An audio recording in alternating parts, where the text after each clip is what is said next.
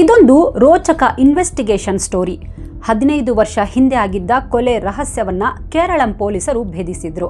Very interesting ಅಂದ್ರೆ ಈ case ಬಗ್ಗೆ ಟಿಪ್ ಕೊಟ್ಟಿದ್ದು ಒಬ್ಬ ಕುಡುಕ ಮಹಾಶಯ. ಪೊಲೀಸರಿಗೆ ಬಂದಿದ್ದ ಆ ಒಂದು ಲೆಟರ್ ಇಡೀ ತನಿಖೆಗೆ ಜೀವ ಕೊಟ್ಟಿತ್ತು. ಹಾಗಾದ್ರೆ ಏನಿದು ಸ್ಟೋರಿ? ಪ್ರೀತಿಸಿ ಮದುವೆಯಾಗಿದ್ದ ಆ ಜೋಡಿಯ ಬಾಳಲ್ಲಿ ವಿಧಿ ಹೇಗೆ ಆಟ ಆಡಿತ್ತು? ಇಲ್ಲಿ ಕೊಲೆಯಾದವರು ಯಾರು? ಕೊಲೆ ಮಾಡಿದ ಪಾಪಿಗಳು ಯಾರು? ಪೊಲೀಸರ ತನಿಖೆ ಹೇಗಿತ್ತು? ಇದೆಲ್ಲದರ ಬಗ್ಗೆ ನಮ್ಮ ಇವತ್ತಿನ ಕ್ರೈಮ್ ಸ್ಟೋರಿಯಲ್ಲಿ ಹೇಳ್ತೀವಿ. ನಾನು ಸಮೀನಾ. ಅಂದಹಾಗೆ ಇದು ಲವ್, ಅಫೇರ್ ಮತ್ತು ಧೋಕಾ ಕಥೆ. ನಮ್ಮ ಇವತ್ತಿನ ಸ್ಟೋರಿ ಸ್ಟಾರ್ಟ್ ಆಗೋದು ಕೇರಳಂನಿಂದ. ಕೇರಳಂನ ಒಂದು ಮನೆ. ಒಬ್ಬ ವ್ಯಕ್ತಿ ಟಿವಿ ನೋಡಿಕೊಂಡು ಕೂತಿದ್ದ. ಒಂದು ಕ್ರೈಮ್ ನ್ಯೂಸ್ ನೋಡುವಾಗ ಅವನ ಕಣ್ಣು ಅರಳಿತ್ತು.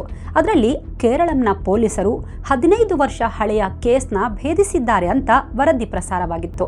ದಾಖಲಾಗದೇ ಇದ್ದ ಪ್ರಕರಣವನ್ನ ಹೊಸದಾಗಿ ದಾಖಲಿಸಿಕೊಂಡು ಇನ್ವೆಸ್ಟಿಗೇಷನ್ ಮಾಡಲಾಗಿತ್ತು. ಅದಕ್ಕೆ ಕಾರಣವಾಗಿದ್ದು ಪೊಲೀಸರಿಗೆ ಬಂದಿದ್ದ ಆ ಒಂದು ಲೆಟರ್ ಅಂತ ಟಿವಿಯಲ್ಲಿ ಹೇಳಿದ್ದನ್ನ ನೋಡಿ ಆ ವ್ಯಕ್ತಿ ಮುಖದಲ್ಲಿ ಸಣ್ಣದಾಗಿ ಮಂದಹಾಸ ಮೂಡಿತ್ತು. ಯಾಕಂದ್ರೆ ಲೆಟರ್ ಬರ್ದವನೇ ಆ ವ್ಯಕ್ತಿ. ಇವನು ಆ ಲೆಟರ್ ಬರೆಯೋಕೆ ಒಂದು ಕಾರಣ ಇತ್ತು. ಹಾಗಾದ್ರೆ ಆ ವ್ಯಕ್ತಿಗೆ 15 ವರ್ಷ ಹಿಂದಿನ ಕೊಲೆ ಬಗ್ಗೆ ಗೊತ್ತಾಗಿದ್ದು ಹೇಗೆ? ಇದು ಸಖತ್ ಇಂಟ್ರೆಸ್ಟಿಂಗ್. ಇದು ಕುಡುಕರ ಎಡವಟ್ಟಿನ ಕಹಾನಿ. ಈ ಬಗ್ಗೆ ಕೊನೆಯಲ್ಲಿ ಹೇಳ್ತೀವಿ. ಪೂರ್ತಿ ಸ್ಟೋರಿ ನೋಡಿ. ಅದು ಜೂನ್ 2024. ಕೇರಳಂನ ಆಳಪ್ಪುಜ ಜಿಲ್ಲೆಯ ಅಂಬಲಾಪುಳ ಪೊಲೀಸ್ ಸ್ಟೇಷನ್ಗೆ ಒಂದು ಲೆಟರ್ ಬರುತ್ತೆ. ಆ ಲೆಟರ್ನಲ್ಲಿ ಒಂದು ಕೊಲೆ ಬಗ್ಗೆ ಬರೆಯಲಾಗಿತ್ತು. ಅದು 15 ವರ್ಷ ಹಿಂದೆ ನಡೆದಿದ್ದ ಹತ್ಯೆ ಬಗ್ಗೆ ಹೇಳಲಾಗಿತ್ತು. ಸರ್, 15 ವರ್ಷದ ಹಿಂದೆ ನಮ್ದು ಮನ್ನಾರ್ ಏರಿಯಾ. ಇಲ್ಲಿ ಒಬ್ಬ ಮಹಿಳೆಯನ್ನ ಕೊಲೆ ಮಾಡಿ ಹೂತಾಕಿದ್ದಾರೆ. ಅವರ ಹೆಸರು ಕಲಾ.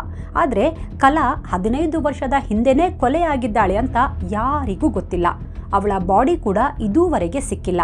ಆದರೆ 4 ಜನ ಸೇರ್ಕೊಂಡು ಅವಳನ್ನ ಕೊಲೆ ಮಾಡಿದ್ದಾರೆ. ಅವರ ಹೆಸರುಗಳನ್ನ ನಾನು ಪತ್ರದ ಕೊನೆಯಲ್ಲಿ ಬರೆದಿದ್ದೀನಿ. ದಯವಿಟ್ಟು ಇದನ್ನ ತನಿಖೆ ಮಾಡಿ ಅವರೆಲ್ಲರಿಗೆ ಶಿಕ್ಷೆ ಕೊಡಿಸಿ ಅಂತ ಬರೆಯಲಾಗಿತ್ತು.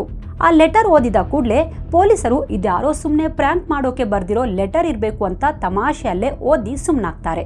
15 ವರ್ಷದ ಹಿಂದೆ ಕೊಲೆ ಆಗಿದ್ರೆ ಆಗಿನ ಪೊಲೀಸರು ಯಾಕೆ ಸುಮ್ಮನಿರ್ತಾರೆ? ಆಲ್ರೆಡಿ ಕೇಸ್ ಸಾಲ್ವ್ ಆಗಿರುತ್ತೆ. ಇಲ್ಲ, ಇಂಥದ್ದೊಂದು ಪ್ರಕರಣ ಆಗಿರಲೇ ಇಲ್ಲ ಅನ್ಸುತ್ತೆ ಅಂದ್ಕೊಳ್ತಾರೆ. ಬಟ್ ಮೊದಲೇ ಕೇರಳಂ ಪೊಲೀಸರಲ್ವಾ, ಈ ಹಿಂದೆಯೂ ಇಂಥ ಹಳೆ ಕೇಸ್ಗಳನ್ನು ಕ್ರ್ಯಾಕ್ ಮಾಡಿರೋ ಉದಾಹರಣೆ ಇವೆ. ಹಾಗಾಗಿ ಇದನ್ನ ಇಗ್ನೋರ್ ಮಾಡದೆ ಒಮ್ಮೆ ಚೆಕ್ ಮಾಡಿ ನೋಡೋಣ ಅಂತ ಡಿಸೈಡ್ ಮಾಡ್ತಾರೆ. ಅಂಬಲಾಪುಳ ಪೊಲೀಸರು ಕೇಸ್ ಏನು ದಾಖಲು ಮಾಡಿಕೊಳ್ಳದೆ ಹಾಗೆ ಅನ್ಅಫಿಷಿಯಲ್ ಆಗಿ ತನಿಖೆ ಶುರು ಮಾಡ್ತಾರೆ. ಮೊದಲಿಗೆ ಮನ್ನಾರ್ ಸುತ್ತಮುತ್ತಲಿನ ಪೊಲೀಸ್ ಸ್ಟೇಷನ್ಗೆ ಹೋಗಿ 15 ವರ್ಷದ ಹಿಂದೆ ಕಲಾ ಅನ್ನೋ ಮಹಿಳೆ ಯಾರಾದರೂ ಕೊಲೆಯಾಗಿದ್ರಾ, ಯಾರಾದರೂ ಮಿಸ್ಸಿಂಗ್ ರಿಪೋರ್ಟ್ ಬರ್ಸಿದ್ರಾ ಅಂತ ಚೆಕ್ ಮಾಡ್ತಾರೆ. ಹೀಗೆ ಹಲವು ಪೊಲೀಸ್ ಸ್ಟೇಷನ್ಗಳಿಗೆ ಹೋಗಿ ವಿಚಾರಿಸ್ತಾರೆ. ಆದರೆ ಎಲ್ಲೂ ಕಲಾ ಬಗ್ಗೆ ಮಿಸ್ಸಿಂಗ್ ರಿಪೋರ್ಟ್ ಆಗಲಿ ಕೊಲೆಯಾಗಿರೋ ಬಗ್ಗೆ ಆಗಲಿ ಕೇಸ್ ದಾಖಲಾಗಿರಲಿಲ್ಲ. ಹೀಗಾಗಿ ಪೊಲೀಸರು ಶ್ರೀಕಲಾ, ಕಲಾವತಿ, ಕಲಾದೇವಿ, ಕಲಾಧರೆ ಸೇರಿದಂತೆ ಕಲಾ ರಿಲೇಟೆಡ್ ಹೆಸರಿನ ಮಹಿಳೆಯರ ಬಗ್ಗೆಯೂ ಚೆಕ್ ಮಾಡ್ತಾರೆ. ಆದರೆ ಎಲ್ಲೂ ಈ ಹೆಸರಿನ ಮಹಿಳೆಯರ ದೂರು ದಾಖಲಾಗಿರಲಿಲ್ಲ. ಸರಿ ಬಿಡಿ, ಯಾರೋ ಸುಖ ಸುಮ್ಮನೆ ಲೆಟರ್ ಬರ್ದಿರಬೇಕು ಅಂದ್ಕೊಳ್ತಾರೆ. ಯಾವುದಕ್ಕೂ ಇರಲಿ ಅಂತ ಪೊಲೀಸರು ಈ ವಿಚಾರವನ್ನ ತಮ್ಮ ಹೈಯರ್ ಆಫೀಸರ್ಸ್ ಗಮನಕ್ಕೆ ತರ್ತಾರೆ. ಅದೇನೋ ಗೊತ್ತಿಲ್ಲ, ಈ ಕೇಸ್ ಬಗ್ಗೆ ಅವರಿಗೂ ಇಂಟ್ರೆಸ್ಟ್ ಮೂಡಿತ್ತು. ಕೂಡಲೇ SP ಚೈತ್ರಾ ತೆರೇಸಾ ಜಾನ್ ಅವರ ನೇತೃತ್ವದಲ್ಲಿ ಒಂದು ಸ್ಪೆಷಲ್ ಟೀಮ್ ರೆಡಿ ಮಾಡ್ತಾರೆ. ಆ ಟೀಮ್ ಈಗ ಸೀರಿಯಸ್ ಆಗಿ ತನಿಖೆ ಆರಂಭಿಸಿತ್ತು. 15 ವರ್ಷಗಳ ಹಿಂದೆ ಅಂದರೆ ಇದು 2009ರ ಕೇಸ್. ಸಾಮಾನ್ಯವಾಗಿ ಯಾರಾದರೂ ಮಿಸ್ ಆದರೆ ಅಥವಾ ಕೊಲೆ ಆದರೆ ಅವರ ಸಂಬಂಧಿಕರು ಯಾರಾದರೂ ಪೊಲೀಸ್ ಸ್ಟೇಷನ್ನಲ್ಲಿ ರಿಪೋರ್ಟ್ ಬರ್ಸಿರಲೇಬೇಕು. ಬಟ್ ಕಲಾ ವಿಚಾರದಲ್ಲಿ ಯಾಕೆ ಯಾರೂ ರಿಪೋರ್ಟ್ ಬರ್ಸಿಲ್ಲ? ನಿಜಕ್ಕೂ ಈ ಕೇಸ್ನಲ್ಲಿ ಹುರುಳಿದ್ಯಾ ಅಥವಾ ಸುಮ್ಮನೆ ನಾವು ಸಮಯ ವ್ಯರ್ಥ ಮಾಡ್ತಿದ್ದೀವಾ ಅನ್ನೋ ಅನುಮಾನ ಟೀಮ್ಗಿತ್ತು. ಅಲ್ಲಿಗೆ ಪೊಲೀಸರಿಗೆ ಇದೊಂದು ಬ್ಲೈಂಡ್ ಕೇಸ್ ಆಗಿತ್ತು. ಆಗಿದ್ದಾಗಲಿ ಈ ಕಲಾ ಕೇಸ್ನ ಸತ್ಯಾಸತ್ಯತೆ ಗೊತ್ತು ಮಾಡೋಣ. ಅಟ್ಲೀಸ್ಟ್ ಹೀಗೆ ಲೆಟರ್ ಬರೆದಿದ್ದು ಯಾರು ಮತ್ತು ಯಾಕಂತಾದರೂ ಫೈಂಡ್ ಔಟ್ ಮಾಡೋಣ ಅಂತ ತೀರ್ಮಾನಿಸ್ತಾರೆ. ಇನ್ಫ್ಯಾಕ್ಟ್ ಆ ಲೆಟರ್ನಲ್ಲಿ ಹೇಳಿದ್ದ ವಿಷಯ ನಿಜವಾಗಿತ್ತು. 2009ರಲ್ಲಿ ಮನ್ನಾರ್ ಸಮೀಪದ ಇರಮತ್ತೂರು ಊರಲ್ಲಿ ಕಲಾ ಅನ್ನೋ ಮಹಿಳೆ ಮಿಸ್ಸಿಂಗ್ ಆಗಿದ್ಲು. ಕಲಾ ತನ್ನ ಪ್ರೇಮಿ ಜೊತೆ ಓಡ್ ಹೋಗಿದ್ಲು. ಪೊಲೀಸರಿಗೆ ಈಗ ಒಂದು ಲೀಡ್ ಸಿಕ್ಕಿತ್ತು. ತಕ್ಷಣ ಇರಮತ್ತೂರು ಊರಿಗೆ ಹೋಗ್ತಾರೆ. ಅಲ್ಲಿ ಅಕ್ಕಪಕ್ಕದವರನ್ನ ವಿಚಾರಿಸ್ತಾರೆ. ಸರ್, 2006ರಲ್ಲಿ ಕಲಾ ಅನ್ನೋ ಯುವತಿ ಮದುವೆ ಆಗಿ ಇಲ್ಲಿಗೆ ಬಂದಿದ್ದು ಹೌದು. ಒಳ್ಳೆ ಹುಡುಗಿ, ಗಂಡನ ಜೊತೆ ಚೆನ್ನಾಗಿ ಸಂಸಾರ ಮಾಡ್ಕೊಂಡಿದ್ಲು. ದಂಪತಿಗೆ ಒಂದು ಗಂಡು ಮಗು ಆಯಿತು ಸರ್. 3 ವರ್ಷ ತುಂಬಾ ಖುಷಿಯಾಗಿದ್ರು ಅಂತಾರೆ. ಆದ್ರೆ ಯಾಕೋ ಏನೋ ಹೋಗ್ತಾ ಹೋಗ್ತಾ ಗಂಡ ಹೆಂಡತಿ ಮಧ್ಯೆ ಜಗಳ ಶುರುವಾಗಿತ್ತು. ಗಂಡನಿಗೆ ಕಲಾ ಮೇಲೆ ಅನುಮಾನ ಶುರುವಾಗಿತ್ತು. ಕಲಾ ಕೂಡ ಗಂಡನ ಮೇಲೆ ಸಂಶಯ ಪಡ್ತಾ ಇದ್ಲು. ಇದೇ ವಿಚಾರಕ್ಕೆ ಇಬ್ರು ಕಿತ್ತಾಡ್ತಾ ಇದ್ರು ಸರ್. 2009ರಲ್ಲಿ ಒಂದಿನ ಕಲಾ ಗಂಡ ಮತ್ತು 1.5 ವರ್ಷದ ಮಗುನೂ ಬಿಟ್ಟು ತನ್ನ ಲವರ್ ಜೊತೆ ಓಡ್ ಹೋಗ್ಬಿಟ್ಲು ಸರ್ ಅಂತಾರೆ. ಆಲ್ಮೋಸ್ಟ್ ಊರವರೆಲ್ಲ ಕಲಾ ಬಗ್ಗೆ ಇದನ್ನೇ ಹೇಳ್ತಾರೆ. ಅಲ್ಲಿಗೆ ಪೊಲೀಸರಿಗೆ ಈಗ ಕಲಾ ಬಗ್ಗೆ ಮಾಹಿತಿ ಸಿಕ್ಕಿತ್ತು. ಅವಳೇ ಪ್ರಿಯಕರನ ಜೊತೆಗೆ ಓಡ್ ಹೋಗಿರೋದ್ರಿಂದ ಯಾರೂ ಕಂಪ್ಲೇಂಟ್ ಕೊಟ್ಟಿಲ್ಲ ಅನ್ನೋ ಕ್ಲಾರಿಟಿ ಕೂಡ ಸಿಕ್ಕಿತ್ತು. ಬಟ್ ಗಂಡ ಯಾಕೆ ಸುಮ್ಮನಿದ್ದ? ಅವನಾದ್ರೂ ಕಂಪ್ಲೇಂಟ್ ಕೊಡ್ಬೇಕಿತ್ತಲ್ವಾ? ಅವನೆಲ್ಲಿ? ಪೊಲೀಸರು ತನಿಖೆ ಕಂಟಿನ್ಯೂ ಮಾಡ್ತಾರೆ. ಕಲಾ ತಂದೆ ತಾಯಿ ಬಗ್ಗೆ ತಿಳ್ಕೊಂಡು ಅವ್ರ ಮನೆಗೆ ಹೋಗ್ತಾರೆ. ಮನೆಯಲ್ಲಿ ಕಲಾ ಅಣ್ಣ ಅನಿಲ್ ಕುಮಾರ್ ಇದ್ದ. ಪೊಲೀಸರನ್ನ ನೋಡಿ ಹೆದರಿಬಿಟ್ಟಿದ್ದ. ಪೊಲೀಸರು ಅವನನ್ನ ಕೂರಿಸ್ಕೊಂಡು ಕಲಾ ಬಗ್ಗೆ ಸ್ವಲ್ಪ ಡೀಟೇಲ್ಸ್ ಬೇಕು ಅಂತ ಕೇಳ್ತಾರೆ. ಕಲಾ ಹೆಸರು ಕೇಳಿದ ಕೂಡಲೇ, ಸರ್ ಅವಳ ಬಗ್ಗೆ ಏನೂ ಮಾತಾಡಬೇಡಿ, ನಮಗೂ ಅವಳಿಗೂ ಏನೂ ಸಂಬಂಧ ಇಲ್ಲ, ಅವಳು 15 ವರ್ಷದ ಹಿಂದೆನೆ ನಮ್ಮ ಪಾಲಿಗೆ ಸತ್ತೋಗ್ಬಿಟ್ಟಿದ್ದಾಳೆ ಅಂತಾನೆ. ಮತ್ತೆ ಸಮಾಧಾನ ಮಾಡಿಕೊಂಡು, ಸರ್ ಅವಳ ಫುಲ್ ಹೆಸರು ಶ್ರೀಕಲಾ, ನಾವು ಅವಳನ್ನ ಕಲಾ ಅಂತಿದ್ವಿ. ನಮ್ಮೂರಲ್ಲಿ ಒಬ್ಬ ಹುಡುಗ ಇದ್ದ, ಅವನ ಹೆಸರು ಕೂಡ ಅನಿಲ್. ನಾವೆಲ್ಲರೂ ಒಟ್ಟಿಗೆ ಶಾಲೆಗೆ ಹೋಗ್ತಾ ಇದ್ವಿ, ಜೊತೆಯಲ್ಲೇ ಆಟ ಆಡ್ತಾ ಇದ್ವಿ ಸರ್. ಆದರೆ ಬೆಳೀತಾ ಬೆಳೀತಾ ಕಲಾ ಮತ್ತು ಅನಿಲ್ ನಡುವೆ ಕ್ಲೋಸ್ನೆಸ್ ಜಾಸ್ತಿ ಆಗಿತ್ತು. ಇಬ್ರು ಪ್ರೀತಿಸೋಕೆ ಆರಂಭಿಸಿದ್ರು. ಕಲಾಗೆ 20 ವರ್ಷ ಆದಾಗ ನಾವು ಮನೆಯಲ್ಲಿ ಮದುವೆಗೆ ಹುಡುಗನನ್ನ ನೋಡ್ತಾ ಇದ್ವಿ. ಬಟ್ ಯಾರನ್ನ ತೋರಿಸಿದ್ರು ಕಲಾ ಬೇಡ ಅಂದ್ಬಿಡ್ತಾ ಇದ್ಲು. ಕೊನೆಗೆ ನಮಗೆ ಗೊತ್ತಾಗಿದ್ದು ಕಲಾ ಮತ್ತು ಅನಿಲ್ ಲವ್ ಮಾಡ್ತಿದ್ದಾರೆ ಅಂತ. ಆದರೆ ಅನಿಲ್ನ ಜಾತಿ ಬೇರೆ ಇತ್ತು. ಬಟ್ ಇದ್ಯಾವುದನ್ನು ಲೆಕ್ಕಿಸದೆ ಕಲಾ ಮತ್ತು ಅನಿಲ್ ಲವ್ ಅಲ್ಲಿದ್ರು. ಬಟ್ ಅವರಿಬ್ಬರ ಮದುವೆಗೆ ಎರಡೂ ಮನೆಯವರ ವಿರೋಧ ಇತ್ತು. ನಮ್ದು ಚಿಕ್ಕೂರು ಸರ್, ಇಲ್ಲಿ ಜಾತಿ ಬಗ್ಗೆ ಜನ ತುಂಬಾ ತಲೆ ಕೆಡಿಸ್ಕೊತಾರೆ. ಆದ್ರೆ ಅವರಿಬ್ರು ಮದುವೆಯಾಗೋಕೆ ತೀರ್ಮಾನ ಮಾಡಿದ್ರು. ಒಂದೊಳ್ಳೆ ಮುಹೂರ್ತ ನೋಡಿ ಅವರಿಬ್ರು ಮನೆ ಬಿಟ್ಟು ಹೋಗಿ 2006ರಲ್ಲಿ ದೇವಸ್ಥಾನದಲ್ಲಿ ಮದುವೆ ಆಗ್ಬಿಟ್ರು. ಅವರಿಬ್ರು ಮದುವೆ ಆದ ವಿಷಯ ನಮ್ಮ ಮನೆಯಲ್ಲಿ ಉಲ್ಕೆ ಬಿದ್ದಂತೆ ಆಗಿತ್ತು. ಅಮ್ಮ ಅಂತೂ ನೀನ್ ನನ್ನ ಮಗಳೇ ಅಲ್ಲ, ಇನ್ಯಾವತ್ತೂ ನಮ್ಮನೆ ಹೊಸ್ತಿಲು ತುಳಿಬಾರ್ದು ಅಂತ ಅಂದ್ಬಿಟ್ರು.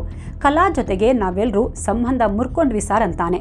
ಅನಿಲ್ ಮನೆಯಲ್ಲೂ ಸೇಮ್ ಸಿಚುವೇಶನ್ ಇತ್ತು.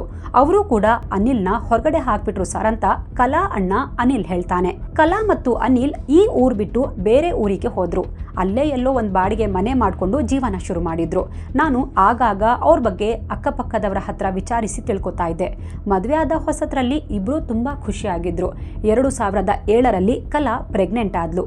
ಆಗ ಅನಿಲ್ ಅವಳನ್ನ ತುಂಬಾ ಚೆನ್ನಾಗಿ ಆರೈಕೆ ಮಾಡಿದ್ದ ಅಂತ ಜನ ಹೇಳಿದ್ರು. ಕಲಾಗೆ ಒಂದು ಗಂಡು ಮಗು ಆಯ್ತು. ಆದ್ರೂ ನಮ್ಮನೆಯಲ್ಲಿ ನಾವು ಅವಳನ್ನ ಒಪ್ಕೊಂಡಿರ್ಲಿಲ್ಲ. ಅವಳು ಗಂಡನ ಮನೆಯಲ್ಲೇ ಇದ್ಲು. ಬಟ್ ಅದೇನಾಯ್ತೋ ಏನೋ, ಹೋಗ್ತಾ ಹೋಗ್ತಾ ಇಬ್ರಲ್ಲೂ ಪ್ರಾಬ್ಲಮ್ ಸ್ಟಾರ್ಟ್ ಆಗಿತ್ತು. ತುಂಬಾ ಕಿತ್ತಾಡ್ತಾ ಇದ್ರು. ಅನಿಲ್ ಒಂದು ಕನ್ಸ್ಟ್ರಕ್ಷನ್ ಕಂಪ್ನಿಯಲ್ಲಿ ಕೆಲಸ ಮಾಡ್ತಾ ಇದ್ದ. ಹೀಗಾಗಿ ಕೆಲಸದ ನಿಮಿತ್ತ ವಾರಗಟ್ಲೆ ಹೊರಗಡೆ ಇರ್ತಾ ಇದ್ದ. ಅವನು ಮನೆಗೆ ಬಂದಾಗ ಕಲಾ ಯಾರ ಜೊತೆಗೋ ಫೋನ್ನಲ್ಲಿ ತುಂಬಾ ಮಾತಾಡ್ತಾ ಇದ್ಲಂತೆ. ಇದನ್ನ ನೋಡಿದ ಅನಿಲ್ಗೆ ಅವಳ ಮೇಲೆ ಸಂಶಯ ಮೂಡಿತ್ತು. ಅವಳು ಯಾರ ಜೊತೆನೋ ಸಂಬಂಧ ಇಟ್ಕೊಂಡಿದ್ದಾಳೆ ಅಂತ ಅನುಮಾನಿಸೋಕೆ ಶುರು ಮಾಡಿದ್ದ. ಇದೇ ವಿಚಾರಕ್ಕೆ ಇಬ್ಬರ ಮಧ್ಯೆ ಜೋರ್ ಜಗಳ ಆಗ್ತಿತ್ತು. ಇವರ ಜಗಳದಿಂದ ಅಕ್ಕಪಕ್ಕದವರು ರೋಸಿ ಹೋಗಿದ್ರು. ಎಷ್ಟೋ ಸಲ ಅವ್ರು ಬಂದು ಜಗಳ ಬಿಡಿಸಿದ್ರಂತೆ ಸರ್ ಅಂತ ಅನಿಲ್ ಹೇಳ್ತಾನೆ. ಮಗು ಆದ್ಮೇಲೆ ಖರ್ಚು ಜಾಸ್ತಿ ಆಗ್ತಾ ಹೋಯ್ತು. ಅನಿಲ್ ಎಷ್ಟು ದುಡಿದ್ರೂ ದುಡ್ಡು ಉಳಿತಾ ಇರಲಿಲ್ಲ. ಅದಕ್ಕೆ ನಾನು ಸೌತ್ ಆಫ್ರಿಕಾಗೆ ಕೆಲಸಕ್ಕೆ ಹೋಗ್ತೀನಿ ಅಂತ ಡಿಸೈಡ್ ಮಾಡಿದ್ದ. ಹಾಗೋ ಹೀಗೋ ಮಾಡಿ ಸೌತ್ ಆಫ್ರಿಕಾಗೆ ಹೋದ. ಆದರೆ ಫಾರಿನ್ ಸಿಟಿ ಅವನು ಅಂದ್ಕೊಂಡಂಗೆ ಇರಲಿಲ್ಲ. ಅಲ್ಲಿ ಅವನಿಗೆ ಸೆಟ್ ಆಗಲಿಲ್ಲ. ಅದಕ್ಕೆ ಬೇಗ ವಾಪಸ್ ಬಂದ್ಬಿಟ್ಟ. ಇಲ್ಲಿಂದ ಕಲಾಗೆ ಗಂಡನ ಮೇಲೆ ಅನುಮಾನ ಶುರುವಾಗಿತ್ತು. ಅವನು ಬೇರೆ ಯಾರೋ ಹುಡುಗಿ ಜೊತೆಗೆ ಅಫೇರ್ ಇಟ್ಕೊಂಡಿದ್ದಾನೆ ಅಂತ ಅವಳಿಗೆ ಅನ್ನಿಸ್ತಿತ್ತು. ಮತ್ತೆ ಇದೇ ವಿಚಾರಕ್ಕೆ ಪ್ರತಿದಿನ ಇಬ್ರು ನಾಯಿಗಳ ಥರ ಜಗಳ ಮಾಡ್ತಾ ಇದ್ರು. ಬಟ್ ಇಷ್ಟೆಲ್ಲ ಆಗ್ತಾ ಇದ್ರು ನಾವು ಯಾವತ್ತೂ ಅವಳ ಜೀವನದಲ್ಲಿ ಇಂಟರ್ಫೇರ್ ಮಾಡಲಿಲ್ಲ ಸರ್ ಅಂತ ಅನಿಲ್ ಹೇಳ್ತಾನೆ. ಹೀಗಿರುವಾಗ ಅದು ಡಿಸೆಂಬರ್ 2009. ಕಲಾ ಮನೆ ಬಿಟ್ಟು ಓಡ್ ಹೋಗಿದ್ಲು. ಕೇಳಿದ್ಕೆ ಕಲಾ ಯಾರೋ ಸೂರಜ್ ಅನ್ನೋನ ಜೊತೆ ಓಡ್ ಹೋಗ್ಬಿಟ್ಲು ಅಂದ. ನನ್ನ ಮತ್ತು ನನ್ನ ಪುಟ್ಟ ಮಗುನ ಬಿಟ್ಟು ಅವಳು ಓಡ್ ಹೋಗ್ಬಿಟ್ಲು ಅಂತ ಕಣ್ಣೀರ್ ಹಾಕಿದ್ದ ಸರ್. ಅದೇ ಕೊನೆ. ಮತ್ತೆ ಯಾವತ್ತೂ ಅವಳ ಬಗ್ಗೆ ಏನೂ ನ್ಯೂಸ್ ಗೊತ್ತಾಗ್ಲಿಲ್ಲ ಸರ್. ಈಗ ನೀವು ಬಂದು ವಿಚಾರಿಸ್ತಾ ಇದ್ದೀರಾ, ಯಾಕೆ ಸರ್, ಏನ್ ವಿಷಯ ಹೇಳಿ ಅಂತ ಪೊಲೀಸರಿಗೆ ಕೇಳ್ತಾನೆ. ಅಲ್ಲ ಸರ್, ಹೀಗೆ ಒಂದು ಚಿಕ್ಕ ಮಗುನ ಬಿಟ್ಟು ಯಾವ ತಾಯಿ ತಾನೇ ಹೋಗ್ತಾಳೆ ಹೇಳಿ? ನಮ್ಮನೆ ಮರ್ಯಾದೆ ಎಲ್ಲ ತೆಗೆದ್ಬಿಟ್ಲು ಸರ್. ಅದಕ್ಕೆ ನಾನು ಅಪ್ಪ ಅಮ್ಮ ಎಲ್ಲರೂ ಅವಳು ಏನಾದರೂ ಮಾಡಿಕೊಂಡು ಸಾಯ್ಲಿ ಅಂತ ಡಿಸೈಡ್ ಮಾಡಿದ್ವಿ. ಅವಳನ್ನು ಹುಡ್ಕೋಕ್ಕೂ ಹೋಗಲಿಲ್ಲ ಸರ್. ಅವಳೆಲ್ಲಿದ್ದಾಳೆ ನಮಗೆ ಗೊತ್ತಿಲ್ಲ ಅಂತ ಅನಿಲ್ ಹೇಳ್ತಾನೆ. ಕೆಲವು ದಿನಗಳ ನಂತರ ಒಂದಿನ ಅನಿಲ್ ಏನೋ ಕೆಲಸಕ್ಕೆ ಎರ್ನಾಕುಲಂ ಹೋಗಿದ್ದ. ಆಗ ಅಲ್ಲಿ ಕಲಾ ತನ್ನ ಪ್ರಿಯಕರ ಸೂರಜ್ ಜೊತೆ ಇದ್ದದ್ದನ್ನು ಕಣ್ಣಾರೆ ನೋಡಿದ್ದ. ಇವನನ್ನ ನೋಡಿ ಅವಳು ಮುಖ ಮುಚ್ಕೊಂಡು ಹೋಗ್ಬಿಟ್ಲು ಅಂತ ಅನಿಲ್ ನಮಗೆ ಫೋನ್ ಮಾಡಿ ಹೇಳಿದ್ದ. ಮಗುನ ಅನಿಲ್ ತಾಯಿ ನೋಡ್ಕೋತಾ ಇದ್ರು. ಅವರ ತಾಯಿಗೂ ವಯಸ್ಸಾಗಿತ್ತು. ಅದಕ್ಕೆ 2010ರಲ್ಲಿ ಅನಿಲ್ ಇನ್ನೊಂದು ಹುಡುಗಿ ನೋಡಿ 2ನೇ ಮದುವೆ ಮಾಡ್ಕೊಂಡ. ಅವಳು ಮಗುನ ಚೆನ್ನಾಗಿ ನೋಡ್ಕೋತಾ ಇದ್ದಾಳೆ. 2ನೇ ಹೆಂಡತಿ ಮಗು ಜೊತೆ ಅನಿಲ್ ಖುಷಿಯಾಗಿದ್ದಾನೆ ಅಂತ ಗೊತ್ತಾಯ್ತು ಸರ್ ಅಂತ ಅನಿಲ್ ಹೇಳ್ತಾನೆ.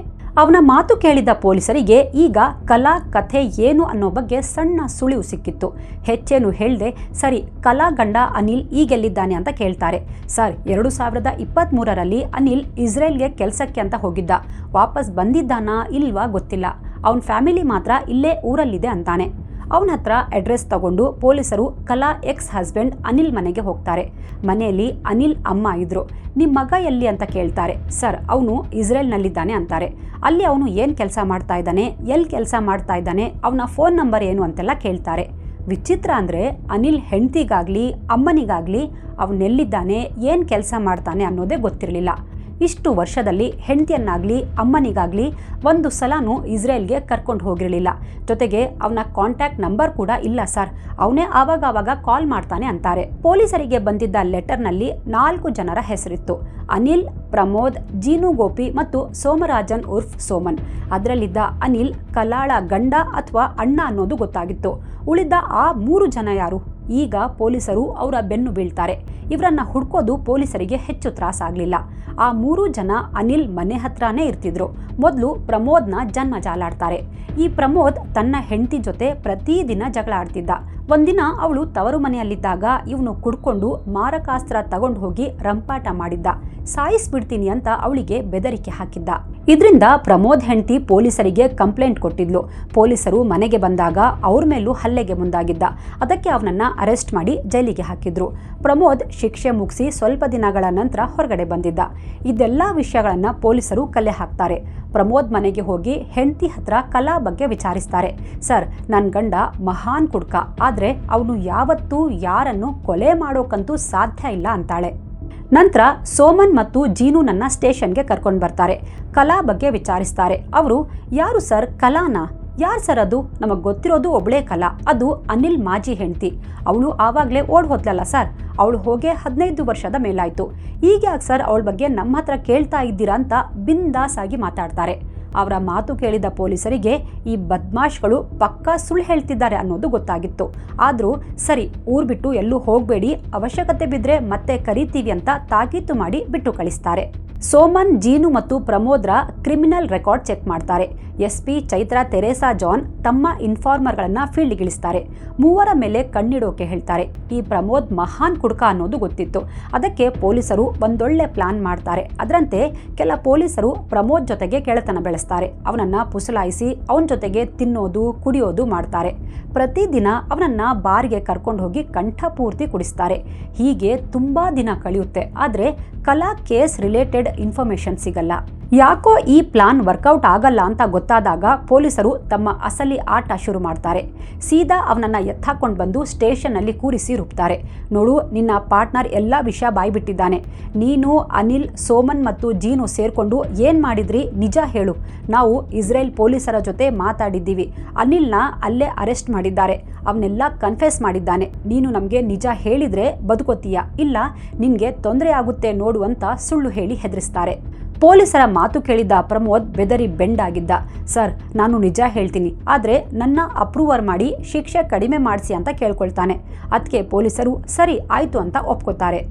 ಇಲ್ಲಿಂದ ಪ್ರಮೋದ್ ಕಥೆ ಸ್ಟಾರ್ಟ್ ಮಾಡ್ತಾನೆ. ಸರ್, ನಾನು, ಜೀನು ಮತ್ತು ಸೋಮನ್ 3 ಸೇರ್ಕೊಂಡು ಕಲಾಳನ್ನ ಕೊಂದ್ಬಿಟ್ವಿ ಸರ್ ಅಂತಾನೆ. ಅವಳನ್ನ ಕೊಲ್ಲೋಕೆ ಹೇಳಿದ್ದೆ ಅವಳ ಗಂಡ ಅನಿಲ್ ಅಂತಾನೆ.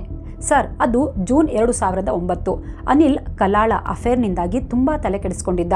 ಅವಳಿಂದ ನನಗೆ ಸಾಕಾಗ್ಬಿಟ್ಟಿದೆ, ಅವಳಿಗೆ ಯಾರ ಜೊತೆಗೋ ಅಫೇರ್ ಇದೆ, ನನಗೆ ಮೋಸ ಮಾಡ್ತಾ ಇದ್ದಾಳೆ, ಅವಳಿಗೆ ಬುದ್ಧಿ ಕಲಿಸಬೇಕು ಅಂತ ನನ್ನ ಹತ್ರ ಹೇಳ್ಕೊಂಡಿದ್ದ. ಅದಕ್ಕೆ ನಾನು ಅವನಿಗೆ ಸಮಾಧಾನ ಮಾಡಿದ್ದೆ. ಸ್ವಲ್ಪ ಟೈಮ್ ಹೋಗಲಿ, ಎಲ್ಲ ಸರಿ ಹೋಗುತ್ತೆ ಅಂದಿದ್ದೆ. ಅವರಿಬ್ರು ಮಗುಗೋಸ್ಕರ ಆದರೂ ಜೊತೆಯಲ್ಲಿ ಇರಲಿ ಅನ್ನೋದು ನನ್ನ ಉದ್ದೇಶ ಆಗಿತ್ತು ಸರ್. ಇದಾಗಿ ಸ್ವಲ್ಪ ದಿನಗಳ ನಂತರ ಒಂದಿನ ಅನಿಲ್ ನನ್ನ ಭೇಟಿ ಮಾಡಿದ್ದ. ಬಾ ನನ್ನ ಜೊತೆ ಅಂತ ಕರೆದ. ಅವನ ಜೊತೆಗೆ ಸೋಮನ್ ಮತ್ತು ಜೀನು ಕೂಡ ಇದ್ರು. ನಾವೆಲ್ಲ ಒಂದು ಜಾಗಕ್ಕೆ ಹೋದ್ವಿ. ಅಲ್ಲೇ ಕೂತ್ಕೊಂಡು ಮಾತಾಡಿದ್ವಿ. ಅನಿಲ್ ಮಾತು ಶುರು ಮಾಡ್ದ. ನೋಡಿ, ನನಗೆ ಕಲಾನಿಂದ ಸಾಕಾಗಿ ಹೋಗಿದೆ, ಅವಳಿಗೆ ಗತಿ ಕಾಣಿಸ್ಬೇಕು ಅಂದ್ಕೊಂಡಿದ್ದೀನಿ ಅಂದ. ಅವಳ ಮಾತು ಕೇಳಿ ನಾವೆಲ್ಲ ಹೆದರಿಬಿಟ್ವಿ. ಏನು ಮಾತಾಡ್ತಾ ಇದ್ಯಾ? ಗತಿ ಕಾಣಿಸ್ಬೇಕು ಅಂದರೆ ಏನರ್ಥ? ಅವಳು ನಿನ್ನ ಹೆಂಡತಿ ಅಂತ ಅವನಿಗೆ ಬುದ್ಧಿ ಹೇಳಿದ್ವಿ. ಬಟ್ ಅವನು ಅದಾಗಲೇ ಡಿಸೈಡ್ ಮಾಡಿದ್ದ ಸರ್, ನೋಡಿ ನೀವು 3 ಜನ ನನಗೆ ಸಪೋರ್ಟ್ ಮಾಡಿ ಅವಳನ್ನು ಮುಗಿಸ್ಬಿಡೋಣ, ಅವಳ ದೇಹ ಯಾರಿಗೂ ಸಿಗದಂತೆ ಹೂತಾಕ್ಬಿಡೋಣ ಅಂದ. ಅದು ಅಷ್ಟು ಈಸಿನಾ? ಯಾರಾದರೂ ಕೇಳಿದ್ರೆ ಏನು ಮಾಡೋದು ಅಂದಿದ್ಕೆ ಅದೆಲ್ಲ ನೀವು ತಲೆ ಕೆಡಿಸ್ಕೋಬೇಡಿ, ಅವಳಿಗೆ ಬೇರೆ ಅಫೇರ್ ಇತ್ತು, ಅವಳು ಅದೇ ಸೂರಜ್ ಜೊತೆ ಓಡ್ ಹೋಗ್ಬಿಟ್ಲು ಅಂತ ಕಥೆ ಕಟ್ಟೋಣ ಅಂದ. ಹೇಗೂ ತನ್ನವರು ಅಂತ ಅವಳಿಗೆ ಯಾರೂ ಇಲ್ಲ, ಅವಳ ತಂದೆ ತಾಯಿ ಅಣ್ಣ ಯಾರೂ ವಿಚಾರಿಸಲ್ಲ ಅಂದ. ಸರಿ, ಈ ಸೂರಜ್ ಯಾರು ಅಂತ ಪೊಲೀಸರು ಕೇಳ್ತಾರೆ. ಸರ್, ದೇವ್ರಾಣೆ ಮಾಡಿ ಹೇಳ್ತೀನಿ, ಸೂರಜ್ ಅನ್ನೋ ಕ್ಯಾರೆಕ್ಟರ್ ಅನಿಲ್ ಸೃಷ್ಟಿ ಮಾಡಿದ್ದು, ಅಂಥವರು ಯಾರೂ ಇಲ್ಲ. ಕಲಾಗೂ ಯಾರ ಜೊತೆಗೂ ಅಫೇರ್ ಇರಲೇ ಇಲ್ಲ, ಇವನೇ ಸುಮ್ಮನೆ ಅವಳ ಮೇಲೆ ಅನುಮಾನ ಪಟ್ಟಿದ್ದು ಸರ್. ನಾವೆಷ್ಟು ಹೇಳಿದ್ರು ಅನಿಲ್ ಕೇಳೋ ಸ್ಥಿತಿಯಲ್ಲಿ ಇರಲಿಲ್ಲ. ಇನ್ನೇನು ಮಾಡೋದು ಸರ್, ಸ್ನೇಹಿತ ಅಲ್ವಾ ಅಂತ ಅವನಿಗೆ ಸಪೋರ್ಟ್ ಮಾಡೋಕೆ ನಾವು ರೆಡಿ ಆದ್ವಿ. ಎಲ್ಲರೂ ಕೂತು ಪ್ಲಾನ್ ಮಾಡಿದ್ವಿ. ನಮ್ಮ ಪ್ಲಾನ್ ಪ್ರಕಾರ ಒಂದಿನ ಅನಿಲ್ ಎಲ್ಲಾದ್ರೂ ಹೋಗಿ ಸುತ್ತಾಡ್ಕೊಂಡು ಬರೋಣ ಬಾ ಅಂತ ಕಲಾಗೆ ಹೇಳ್ದ. ಅದಕ್ಕೆ ಅಂತ ಒಂದು ಮಾರುತಿ ಕಾರ್ ಬಾಡಿಗೆಗೆ ತಗೊಂಡ. ಪಾಪ ಕಲಾ ಟ್ರಿಪ್ ಅಂತ ಹೇಳಿದ ಕೂಡಲೇ ರೆಡಿಯಾಗಿ ಬಂದಿದ್ಲು. ಅವಳನ್ನು ಕರ್ಕೊಂಡು ವಲಿಯ ಪೆರುಂಪುಳ ಬ್ರಿಡ್ಜ್ ಹತ್ರ ಬಂದ. ಆಲ್ರೆಡಿ ನಾವು 3 ಜನ ಅಲ್ಲಿದ್ವಿ. ಅಷ್ಟೊತ್ತಿಗೆ ರಾತ್ರಿ ಆಗಿತ್ತು. ಬ್ರಿಡ್ಜ್ ಹತ್ರ ಜನಸಂದಣಿ ಕಡಿಮೆ ಇತ್ತು. ಅನಿಲ್ ಕಾರಲ್ಲಿ ಕಲಾನ ಕರ್ಕೊಂಡು ನಾವಿದ್ದ ಜಾಗಕ್ಕೆ ಬಂದ. ನಾವು ಕಾರಲ್ಲಿ ಕೂತ್ಕೊಂಡ್ವಿ. ಕಲಾಗೆ ನಮ್ಮ ಪರಿಚಯ ಆಯಿತು, ಹಾಗಾಗಿ ಅವಳು ಅಷ್ಟು ತಲೆ ಕೆಡಿಸ್ಕೊಳ್ಳಿಲ್ಲ. ಬಟ್ ಸರಿಯಾದ ಸಮಯ ನೋಡಿ ಹಿಂದೆಯಿಂದ ಕಲಾ ಕುತ್ತಿಗೆ ಹಿಸುಕಿ ಸಾಯಿಸ್ಬಿಟ್ವಿ ಸರ್ ಅಂತ ತಾವು ಮಾಡಿದ ಪಾಪಕೃತ್ಯದ ಬಗ್ಗೆ ಹೇಳ್ತಾನೆ. ಶವ ಡಿಸ್ಪೋಸ್ ಮಾಡೋ ಬಗ್ಗೆ ಅದಾಗಲೇ ಪ್ಲಾನ್ ಮಾಡಿದ್ವಿ. ಅದರಂತೆ ಮನ್ನಾರ್ನ ಇರಮತ್ತೂರಿನಲ್ಲಿದ್ದ ಅನಿಲ್ನ ಸ್ವಂತ ಮನೆಗೆ ಹೋದ್ವಿ. ಮನೆಯ ಹಿತ್ತಲಿನಲ್ಲಿ ಒಂದು ಸೆಪ್ಟಿಕ್ ಟ್ಯಾಂಕ್ ಇತ್ತು. ಅದರಲ್ಲಿ ಕಲಾ ಶವವನ್ನು ಹೂತಾಕಿಬಿಟ್ವಿ. ಅನಿಲ್ ಕನ್ಸ್ಟ್ರಕ್ಷನ್ ಕೆಲಸ ಮಾಡ್ತಾ ಇದ್ದಿದ್ರಿಂದ ಅವನಿಗೆ ಸೆಪ್ಟಿಕ್ ಟ್ಯಾಂಕ್ ಬಗ್ಗೆ ಎಲ್ಲ ಚೆನ್ನಾಗಿ ಗೊತ್ತಿತ್ತು. ಇಷ್ಟೆಲ್ಲ ಮಾಡಿದ ನಂತರ ನಮ್ಮನ್ನೆಲ್ಲ ಕುಡಿಯೋಕೆ ಅಂತ ಕರ್ಕೊಂಡು ಹೋದ ಸರ್ ಅಂತಾನೆ. ಪೊಲೀಸರು ಇವನ ಸ್ಟೇಟ್ಮೆಂಟ್ ತಗೊಂಡು ಅನಿಲ್ ಮನೆಗೆ ಹೋಗ್ತಾರೆ. ಅವತ್ತು 2 ಜುಲೈ 2024. ಅನಿಲ್ ಮನೆಗೆ ಹೋದ ಪೊಲೀಸರಿಗೆ ಆಶ್ಚರ್ಯ ಕಾದಿತ್ತು. ಯಾಕಂದ್ರೆ ಆ ಜಾಗದಲ್ಲಿದ್ದ ಹಳೆ ಮನೆ ಕೆಡವಿ ಹೊಸ ಮನೆ ಕಟ್ಟಿಸಿದ್ದ. ಆದರೆ ಸೆಪ್ಟಿಕ್ ಟ್ಯಾಂಕ್ ಜಾಗ ಮಾತ್ರ ಹಾಗೆ ಇತ್ತು. ಈ ಬಗ್ಗೆ ಪೊಲೀಸರು ನೆರೆಹೊರೆಯವರ ಹತ್ರ ವಿಚಾರಿಸ್ತಾರೆ. ಸರ್, ನಾವು ಯಾರೂ ಆ ಜಾಗಕ್ಕೆ ಹೋಗಲ್ಲ, ಅಲ್ಲಿ ವಾಸ್ತು ದೋಷ ಇದೆ, ಯಾರೂ ಅಲ್ಲಿಗೆ ಹೋಗಬೇಡಿ ಅಂತ ಅನಿಲ್ ಹೇಳಿದ್ದ ಸರ್ ಅಂತಾರೆ. ಎಂಥ ಖಿಲಾಡಿ ನೋಡಿ ಇವನು. ಅಲ್ಲೊಂದು ಹೆಣ ಇದೆ ಅನ್ನೋದು ಅಲ್ಲಿನ ಸುತ್ತಮುತ್ತಲಿನ ಜನರಿಗೆ ಗೊತ್ತೇ ಇರಲಿಲ್ಲ.